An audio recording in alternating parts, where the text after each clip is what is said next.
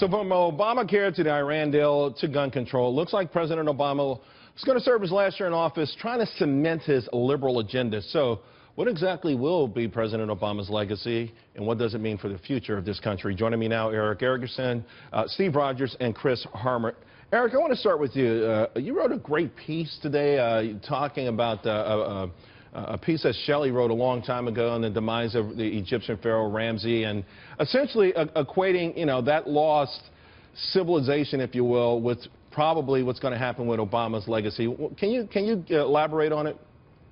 Sure. In Ozymandias, the poem, Shelley wrote, "Look on my works and despair, round about the decayed, there was nothing left." That's Obama's legacy. He's premised everything he's done on executive action that can be easily undone with a swipe of a pen by the next president on day one. And in fact, most of the Republican presidential candidates this morning, before the president even spoke, said they would undo his gun control action. But even Obamacare, his signature initiative, it was passed legislatively, but it's been propped up by a series of executive orders that can also be undone. His Iranian deal was done as an executive action so it could bypass Congress. That can be undone. His immigration action on amnesty was done by executive action. That can be undone. His national security initiatives have mostly been done through executive orders. That can be undone. Everything he's touting on the campaign trail and across the country were done by executive actions that can be as easily undone by the next president, and will if it's a Republican. And Chris, on the other side of course, around the world with foreign policy, particularly with respect to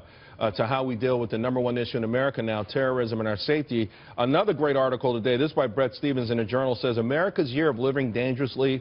2016 rogue states will take a hammer to the soft plaster of Obama's resolve. Is it going to be that bad?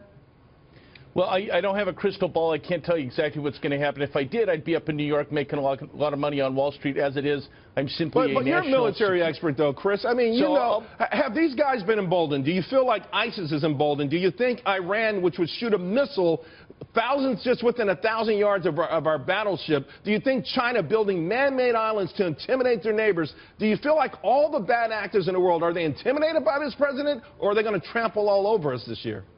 I'll simply say our allies no longer trust us, our enemies no longer fear us. The idea that the Iranians could shoot a rocket 1,000 feet from a United States aircraft carrier is just ridiculous. It's unthinkable.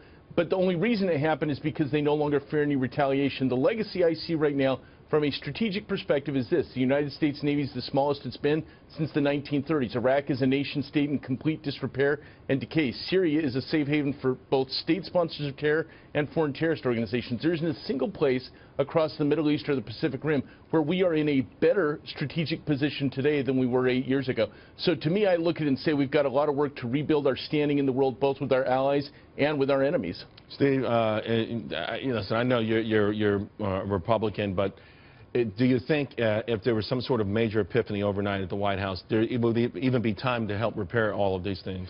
I don't think so. Look, I remember minutes after Ronald Reagan was sworn into office, the Iranians let the hostages go. They knew what was coming. Peace through strength, Charles. Look, the last guest was right. Our enemies don't fear us. Our friends don't respect us. The Iranians are making their moves. The Chinese are making their moves. Putin certainly has made his move. My concern is, what about ISIS and these terrorists now making a move here in the homeland? That is my concern. The battle will not be in the desert. The battle's going to be in the streets of this country if we don't wake up.